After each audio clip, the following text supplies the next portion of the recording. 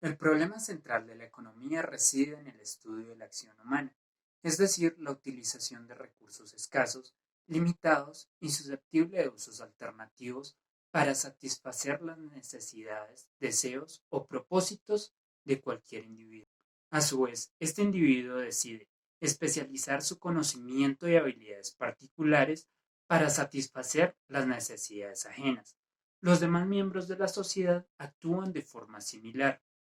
De tal modo, logra satisfacer sus propias necesidades de forma indirecta, satisfaciendo las necesidades de los demás. Finalmente, este intercambio de conocimientos especializados articula la sociedad en su conjunto, dando lugar a interacciones entre agentes y procesos emergentes, tales como las normas que moderan sus comportamientos y reglas de juego que moderan cada uno de los acuerdos que tienen, dando lugar a las instituciones, la cultura y demás elementos de la sociedad. De todo esto podemos deducir que el organismo económico es un sistema complejo, adaptativo y con una alta dinámica, cuyas partículas elementales, los agentes, interactúan de forma espontánea en un entorno cambiante donde la incertidumbre es una propiedad inseparable, intrínseca y que da lugar a la evolución del sistema. Todos estos elementos, en conjunción, permiten la acumulación del conocimiento disperso y una evolución constante. Por estas características surge una necesidad imperante de buscar una perspectiva netamente científica, inspirada e influenciada por la física y las neurociencias para derivar las leyes y axiomas de carácter universal que rigen los fenómenos de la acción humana, entre ellos la economía. Es decir, tenemos que imitar la grandiosa revolución marginalista que experimentó la economía en postrimerías del siglo XIX.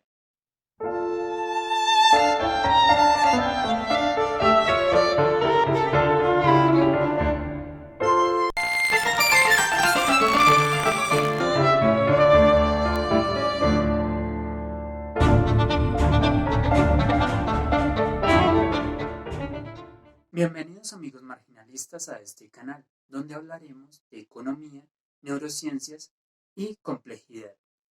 Mi nombre es Damián Arley Hernández, economista, apasionado por las neurociencias desde pequeño y un admirador de la física. Tal vez se estén preguntando qué pueden tener en común estas tres áreas del conocimiento tan divergentes, tanto en su forma de construir conocimiento como en sus objetos de estudio y sus métodos de investigación. Para dar una pequeña ilustración de esto, comenzaremos hablando de la economía, cuyo objeto central de estudio es la acción humana. Esta puede ser entendida como el conjunto de acciones que emprende un individuo para mejorar su bienestar presente, empleando unos recursos limitados, escasos y susceptibles de usos alternativos. Por ejemplo, el tiempo, el cual puede ser utilizado en una actividad que genere una remuneración o bien puede ser utilizado leyendo o adquiriendo unos conocimientos que posteriormente pueden beneficiar a la sociedad en su conjunto. O también puede ser empleado disfrutando del tiempo con los seres queridos, de las cosas que lo apasionan, como ver una serie, una película, escuchar la canción favorita. Entre toda esta gama de posibilidades, obliga a que el individuo tome una decisión debido a la característica que presentan los recursos de ser limitados y escasos para satisfacer una amplia gama de deseos y necesidades humanas. Esto implica que una vez se ha tomado la decisión, se sacrifican todos los posibles usos alternativos que tenían los recursos, apareciendo el denominado costo de oportunidad, que está presente en cada una de las decisiones y que orienta la eficiencia y la optimización de los recursos dentro del sistema económico. Como podemos ver, las decisiones son el eje central de la economía y por tanto, de aquí parte su vínculo fundamental con las neurociencias, especialmente la neuroeconomía, que se encarga de estudiar todos los mecanismos cerebrales presentes en cómo se toman las decisiones.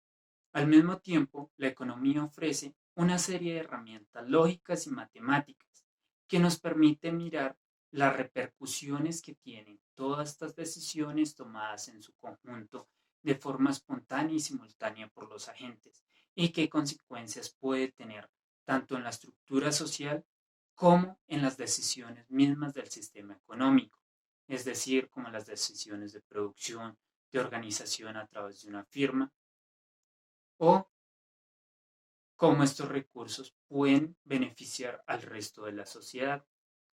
Otra característica fundamental del sistema económico que nos ilustra su enorme complejidad son las etapas de producción. Estos son los pasos requeridos para llevar una mercancía a satisfacer las necesidades finales de un consumidor.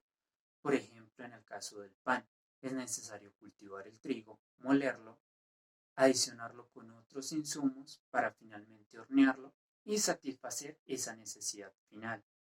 Asimismo, las demás mercancías experimentan una serie de etapas, algunas más cortas, otras mucho más extensas e intensivas en tiempo y que pueden requerir maquinaria especializada para así lograr satisfacer una necesidad final, por ejemplo, un celular o un televisor de alta gama.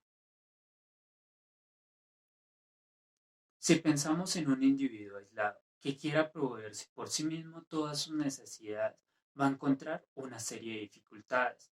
Por ejemplo, para elaborarse ropa, va a necesitar cultivar el algodón, hilarlo, con él elaborar la tela, para finalmente elaborarse su prenda de vestir, descuidando de esta forma todas las demás necesidades que se le pueden presentar, como la comida, la necesidad de un refugio para defenderse de las inclemencias del clima y demás aspectos insatisfechos que tenga.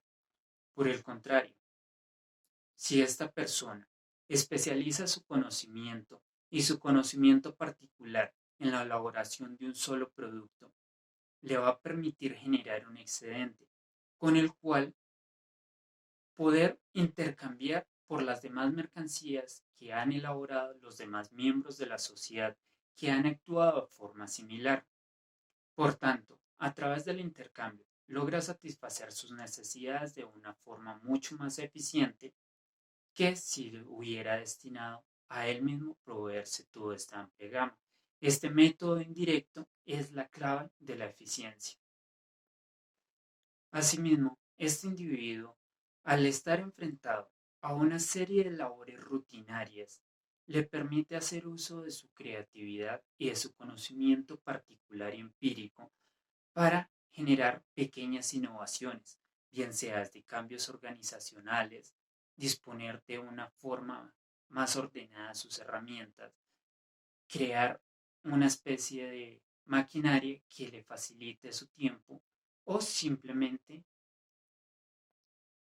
hacer una disposición diferente de los recursos, lo cual le va a permitir liberar tiempo, gozar de un poco más de tiempo que bien lo puede utilizar en otros aspectos de su vida o únicamente en reflexionar, analizar y llevar las fases de la innovación a un paso más allá, lo cual le va a permitir también hacerse a un acervo mayor de conocimientos, de tal forma que estos también se cristalizan dentro de las mercancías, del intercambio y de su interacción social con otros. De esta forma, ese conocimiento es la base para articular la sociedad, además de la interacción entre agentes que logran unos acuerdos aceptados socialmente y que se van a convertir en las normas.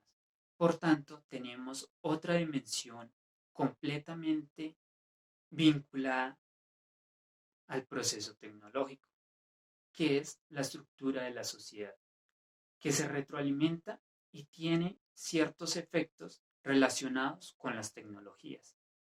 Esta conjunción es la que permite que se experimente una amplificación, diversificación y selección de las mercancías para satisfacer la forma más idónea las necesidades. Igualmente, aquellos aspectos que modulan los comportamientos que se van a constituir en las leyes o en las normas de juego que van a dar esencia a los contratos y a todas las interacciones sociales que surjan a partir de ese momento, teniendo en cuenta la información que se ha producido en el proceso previo. Es decir, estamos frente al proceso evolutivo. Como hemos visto hasta aquí, el individuo en su accionar humano enfrenta tres dimensiones diferentes: el intercambio de bienes y servicios, la tecnología y el conocimiento, y finalmente aquellos acuerdos y reglas de juego que han surgido de forma espontánea, es decir, de la misma interacción entre individuos, pero que para una persona particular es como una información dada, que ya ha sido establecida, igualmente como ocurre con el sistema de precios. Para que el individuo pueda enfrentar este entorno complejo, altamente cambiante, y donde surgen muchos fenómenos emergentes de la interacción entre los demás individuos, es necesario que emplee una información dispersa que cuenta cada uno de los individuos y que se manifiesta a través de los precios. Son los precios el mecanismo de transmisión de esta información. Todas estas características del sistema económico, que a su vez lo dotan de una alta complejidad, fueron enunciadas inicialmente por los marginalistas, quienes, inspirados en la física, especialmente en la termodinámica, lograron formular los postulados que hoy hacen parte de los ejes centrales de la economía. Sin embargo, la física continuó su desarrollo, quedándose la economía al margen. Entonces, hay fenómenos que requerimos retornar a la física para poderlos explicar de forma correcta, como ha sido la teoría del caos, la física estadística, la teoría de la información o la topografía y la teoría de grafos, que ha permitido ir más allá. Todos estos aspectos han sido introducidos a través de la economía de la complejidad. Sin embargo, no debemos limitarnos a esos desarrollos que han introducido, sino ir mucho más allá. Extraer y aplicar las principales teorías que nos sirven para explicar unos fenómenos de alta complejidad como la economía misma. Adicionalmente, otra estructura en la naturaleza alberga una complejidad incluso superior comparada únicamente con la infinidad del universo, que es el cerebro. Pequeñas células encargadas de transmitir unos impulsos eléctricos originados a través de un intercambio de iones químicos permiten dar origen al significado de la vida, a la conciencia, a los pensamientos más profundos y deseos que tiene cada individuo. Es así como este orden de complejidad es interesante, pero esto hará parte de una sección aparte del canal que podrás encontrar más adelante los videos en la respectiva lista de reproducción. Espero haber sido lo suficientemente claro mostrándote las generalidades de la acción humana y sobre todo haber despertado tu curiosidad para que me acompañes en los siguientes videos donde se expondrán de forma clara las bases científicas de la acción humana. Esto es trayendo trabajos desde la neuroeconomía, desde la teoría de la complejidad, algunas reseñas históricas de los propios marginalistas que se acercaron a estos conceptos y que han sido desvirtuados o no se les ha dado la profundidad por la simplificación de las teorías de distribución o asignación estáticas del mercado. Adicionalmente, si te ha gustado el material, házmelo saber con tu like. Comenta qué temas adicionales te gustaría que tratara y no olvides suscribirte.